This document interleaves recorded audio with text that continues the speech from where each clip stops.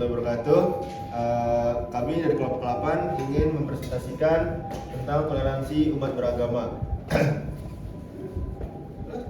Nah, di sini anggota kelompoknya itu ada Muhammad Fadlur Rahman, kemudian Syafiq Umar Asfani, terus Novel Nada Abiansyah, dan saya sendiri Muhammad Zaki Ilyasya.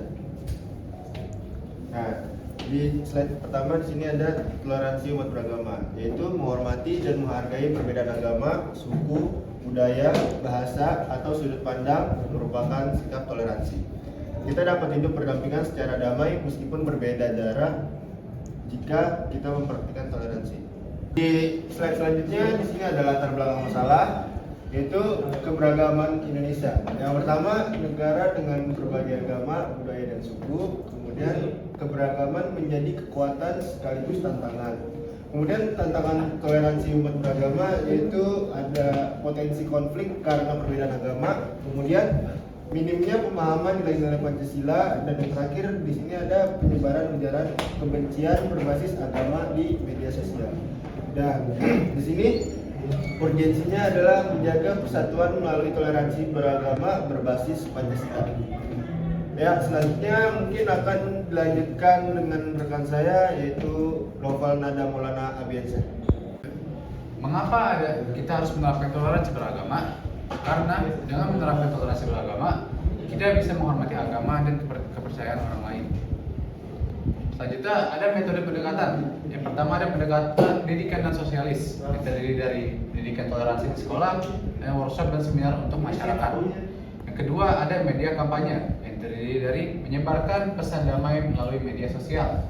Dan yang ketiga ada dialog lintas agama, yang terdiri dari fokus diskusi untuk mempererat hubungan antar umat beragama. Dan baik, materi akan dilanjutkan oleh teman saya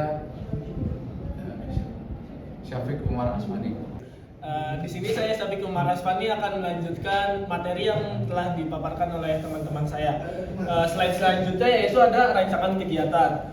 Tujuan rancangan kegiatan ini adalah meningkatkan pemahaman dan interaksi positif antar umat beragama. Tentu saja dengan tujuan ini kita kenapa melakukan toleransi beragama? Kita biar sesama orang yang berbeda agama itu kita bisa saling akrab dan saling memahami, menghormati agama orang lain.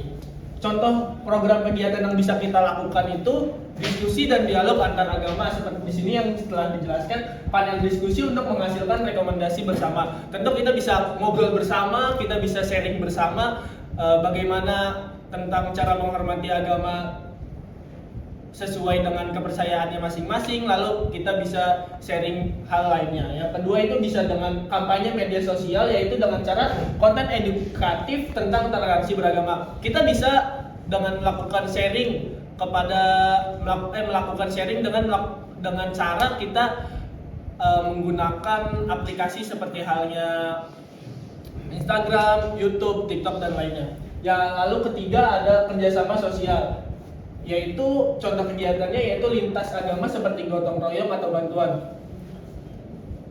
Tentu saja apabila ketika kita sedang melakukan gotong royong atau kerjasama lainnya, kita tidak memandang agama seseorang. Kita bisa saja dengan agama apapun itu kita bisa melakukan kerjasama. Lalu ada pendidikan toleransi di sekolah, materi Pancasila dan toleransi di sekolah, lomba tematik. Kita bisa melakukan pengajaran kepada murid-murid atau siswa dan mahasiswa yang masih di bawah umur tentang apa itu materi pendidikan Pancasila terhadap toleransi beragama. Nah, manfaat toleransi beragama itu yaitu ada satu, membuat hidup lebih damai dan rukun. Yang kedua ada mempererat persahabatan dan kerjasama antar warga. Yang ketiga ada mencegah konflik dan perpecahan di lingkungan sosial, dan membangun masyarakat yang saling menghargai dan menghormati. Tentu saja ya, manfaat toleransi beragama ini sangat banyak. Tentu bukan di sini saja yang sudah saya paparkan, pasti lebih banyak lagi. Pokoknya dengan toleransi beragama kita tidak ada konflik lah. Boleh? Cara membangun toleransinya itu seperti apa? Kita bisa saling menghargai dan menghargai keberagaman tanpa meninggikan diri sendiri di atas orang lain. Lalu kita bisa empati, berusaha memahami keadaan dan emosi orang lain. Lalu kita bisa diskusi yang sehat, berdiskusi satu sama lain tanpa menghindari memaksakan pandangan. Lalu kita bisa bersikap terbuka atau memahami dan menghargai keberagaman sebagai aset bersama. Tentu saja di poin ini kita tanpa meninggikan diri sendiri di atas orang lain. Kita saat diskusi dengan orang lain tentu kita tidak bisa membenarkan agama kita yang paling benar ataupun agama orang lain yang paling benar. Kita sama-sama saling menghormati dan menghargai.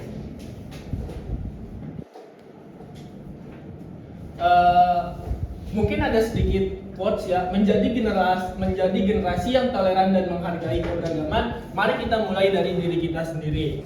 Assalamualaikum warahmatullahi wabarakatuh. Selamat siang, Om Swastiastu, Namo Buddhaya, salam kebajikan untuk kita semua.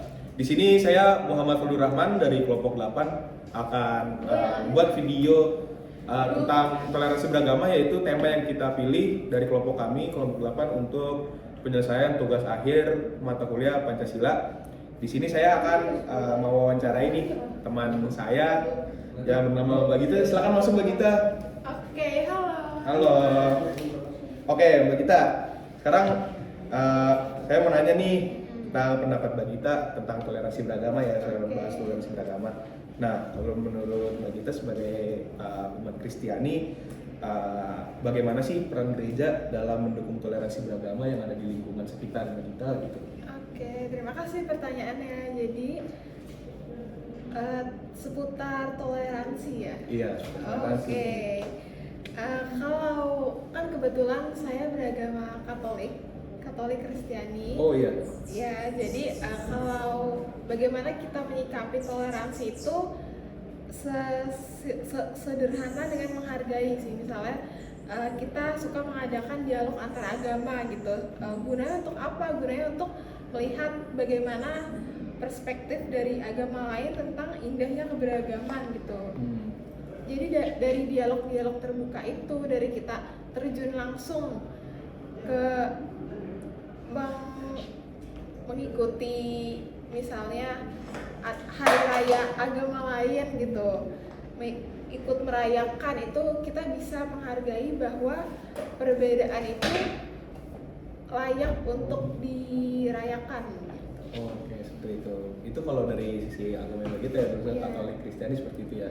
Oke, kalau di agama saya atau di Islam itu, untuk toleransi beragama itu kita nggak harus dengan, bahkan kita tidak diperbolehkan nih untuk yang misalkan namanya andai kata hari raya umat agama lain gitu.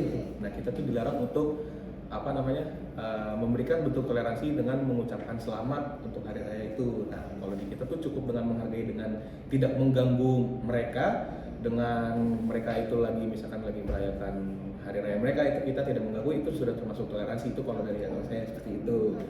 Oke, lanjut ya Mbak Gita. Untuk pertanyaan yang selanjutnya nih, kira-kira Mbak Gita ada nggak sih pesan untuk generasi-generasi yang akan datang nih tentang pentingnya saling menghormati perbedaan agama, toleransi agama ini?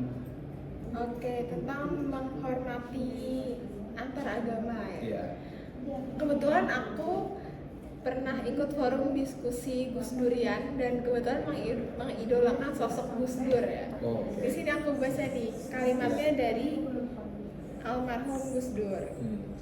Itu adalah, tidak penting apapun agamamu atau sukumu, kalau kamu bisa melakukan sesuatu yang baik untuk semua orang, orang tidak pernah tanya apa agamamu. Jadi sesimpel kita bisa menghargai, kita bisa berbuat baik.